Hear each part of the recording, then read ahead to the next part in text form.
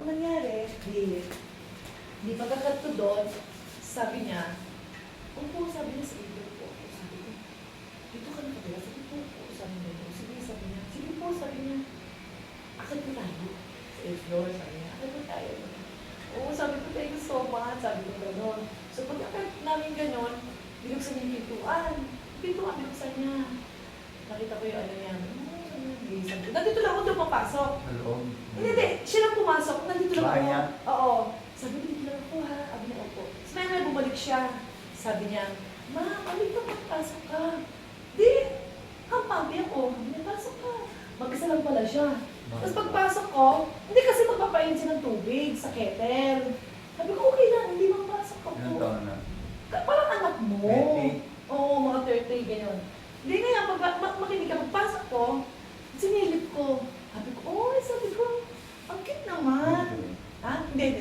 Sabi ko, ang cute naman. Sabi ko, ang cute naman. Oo. Sabi ko, ang cute naman. Sabi ko, very small lang pa na to. Iba-iba pala. Maliit lang. Oh, para siya bachelor. Sabi ko, ano yan? Halika ma, upo ka. Pinaupo ako doon. Nag-upo ako doon sa bangkuan. Upo ako. Sabi ko, wow naman, ang cute naman. Upo. Mag-isa ka lang dito. Sabi ko, gano'n. Wala akong anything. Mag-isa ka lang. Sabi, hindi po may partner po ako. Yung kaibigan daw. Tapos sabi ko, hindi ko alam. Hindi siya sila. Merong konti. Sila. Di, ano ka, meron niya. Pasensya ka na ha. Sabi ko, na-istorbo kita. Hindi, okay lang po yun.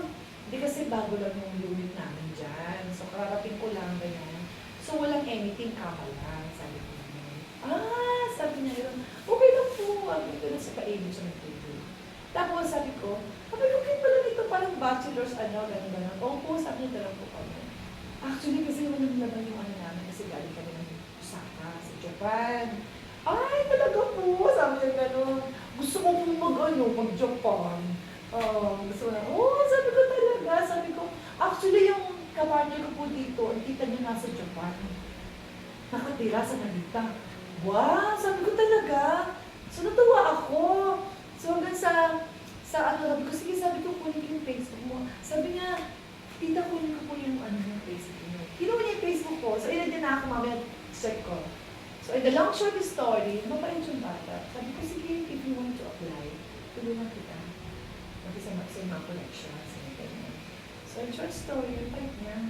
Sabi niya, sige, tita, sabi ko, it's not an accident. Sabi ko, actually, tinakta niya yung Facebook. Sabi ko, galing ako sa Sishan.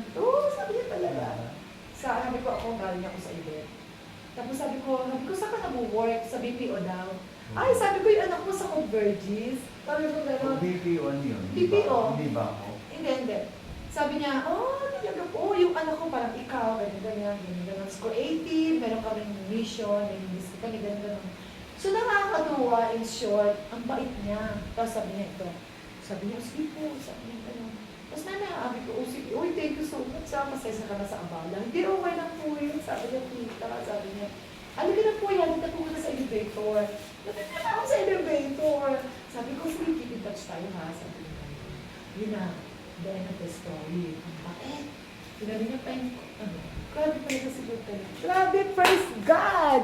Meron na naman tayong bagong good news, di ba? Invite talaga ni Lord. Lord, thank you so much, Lord, sa evangelism ko. In Jesus' name, amen.